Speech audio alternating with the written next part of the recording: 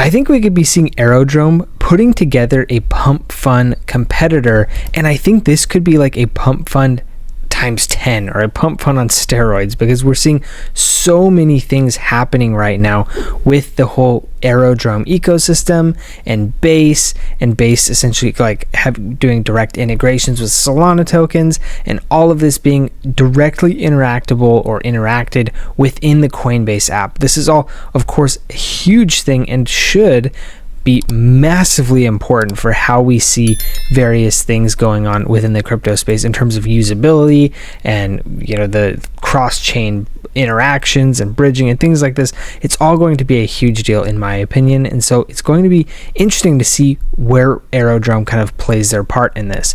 We can see essentially the main news of the day is I want to talk about what we're seeing from Aerodrome. They have some news coming out talking about some of the things that they're looking to do specifically with interacting in the Solana space and essentially trying to replace Pump.fun. So we're going to be talking about that, but before we do that, I want to give an overall glimpse of the market, because we have seen Aerodrome's price not move particularly positively over the past couple of days, but we are seeing it come back down to a key level of support that we have seen it follow for months now. And so I do think we're not quite there yet, but we are getting very, very close, and I'm going to be watching very closely to see what happens when we get there. So let's go on ahead. We'll take a look. Starting out with the crypto bubbles, we can see a pretty solid move to the downside on the day.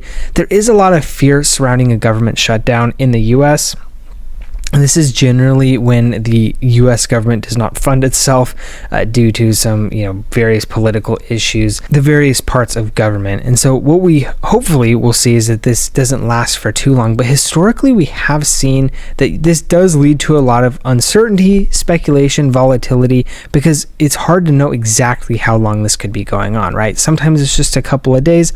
Other times it's been more than a month. So it's hard to say exactly where this could be happening next. And so we are seeing a little bit of some uncertainty kind of brewing here in the crypto market. We are seeing most things I would say probably down into like the 3 to 5% range. We do have a couple of larger ones though here, as you can see, Aster and Plasma being the two biggest ones.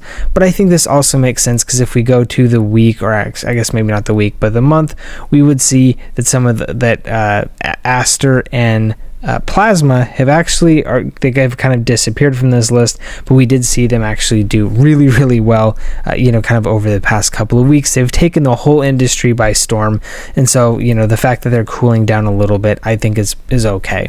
So we'll be monitoring all of these, and here, as we can see, that the US government shutdown odds of which happens today, or I guess tomorrow depending on where you're at, but this is going to be essentially something that we could see it's looking like it's for sure going to happen. And historically, 3 of the 5 shutdowns or shutdown threats have triggered a Bitcoin pump. So again, not necessarily a guarantee. Again, sometimes the market goes up, sometimes the market goes down. There's almost no guarantee ever to certainly predict what is going to happen next, but generally this has been a pretty good type of thing. Here you can see the longer that the shutdown is, usually the more bullish it is for Bitcoin. We can see this shutdown threat.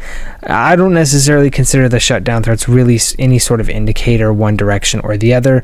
If we look at the shutdowns though, the longer the shutdown, usually the more positive it is for Bitcoin price appreciation. And then hopefully, again, kind of where we're at within the cycle, hopefully that should kind of trickle down a little bit to altcoins.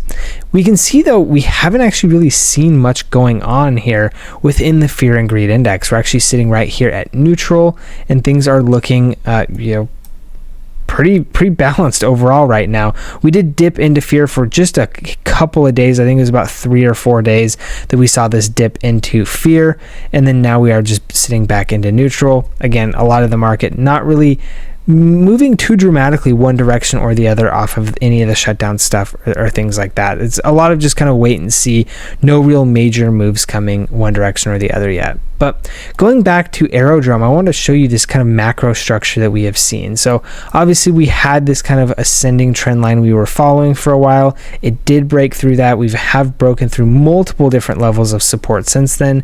But as we have talked about for a while on the channel now, we have been following this ascending green trend line for a very long time. I did bring up kind of offhandedly probably about a week, maybe 10 days ago, that we could potentially see a fallback to this green trend line.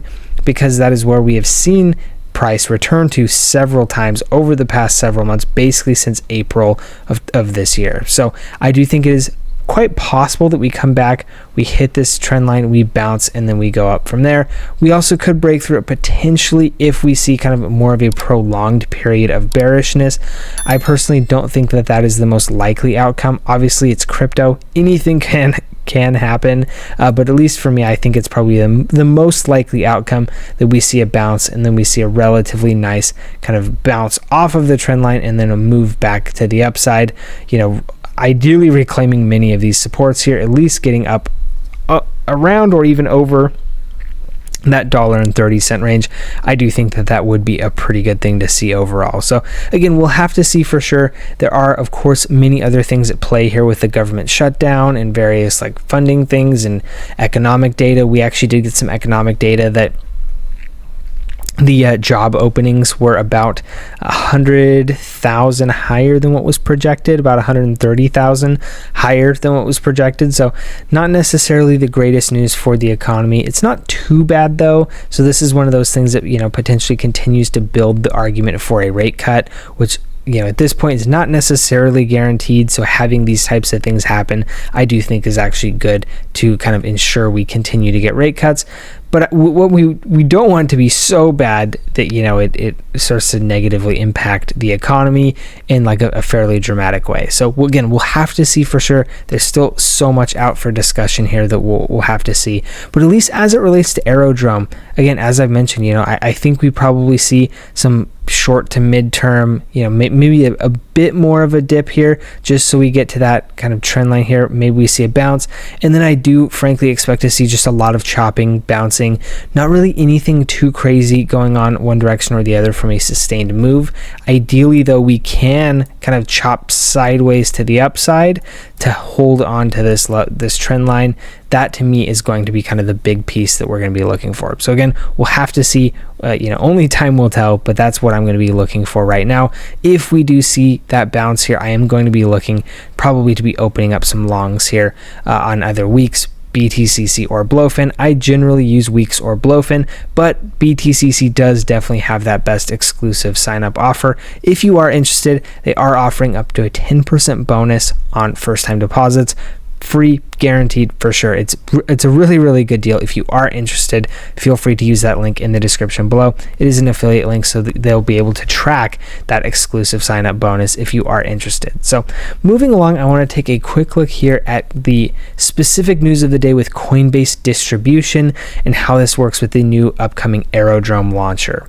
So here you can see Coinbase distribution is now as easy as deploying a pool on Aerodrome Fi, a new era for DeFi. Coming soon will be Aerodrome Launcher, making it easier than ever to access Coinbase Traders, including a one-click bridge and deploy experience for every Solana token. This essentially, there's a lot of people who are trying to say like, this makes Solana trading, this makes Solana tokens semi defunct or not useful. Now again, this is not to say that Solana tokens become not useful. This is just to say that the whole kind of trading experience on Solana could potentially become less useful because so many people are going to want to access the Coinbase the Coinbase liquidity, the eyes that people have on that exchange. Being able to do it through the base ecosystem is of course going to be a massive deal. And so if Aerodrome can help facilitate this is of course no doubt a very, very big thing. One other thing though that I have heard that I will be slightly interested to see here is, what does this mean for Solana? Does this mean that that Base is going to kill Solana? I don't necessarily think so. I think that this can still actually be a pro for both Base and Solana together. I think that this is going to very likely be that type of situation. Again, people like trading Solana tokens. They're cheap. They're easy to make. If you can kind of seamlessly and easily integrate them into the Base ecosystem, I think that's a win. I think people are still going to use Solana tokens in the Solana ecosystem, but it also might draw people into that Base ecosystem semi-intentionally or maybe even unintentionally. And so we're gonna want to watch really, really close for that as well. I personally think that just the allure of the Coinbase traders is going to be a massive, massive thing, and it's going to bring a ton of volume to the Base ecosystem.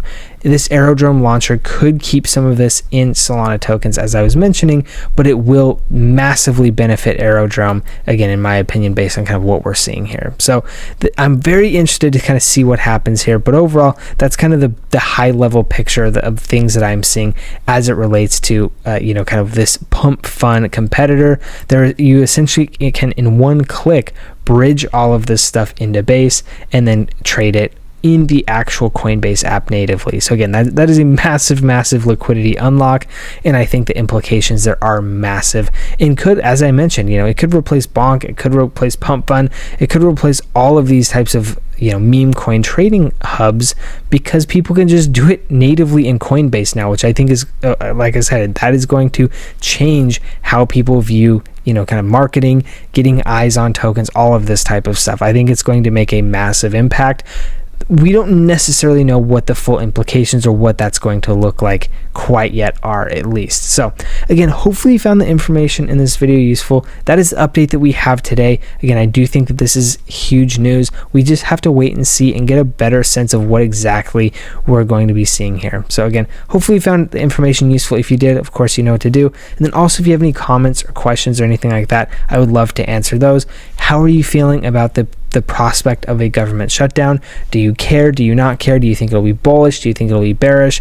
What do you think about Aerodrome? Do you think we're kind of getting close to a kind of flipping into a buy zone? What do you think about kind of the new coin or the Aerodrome launcher and the one-click bridging? A lot of that type of stuff. Of course, I'm very interested to hear all of your comments. So if you want to drop those in the comment section below, I would appreciate it. Thanks so much for tuning in. We'll see you in the next one.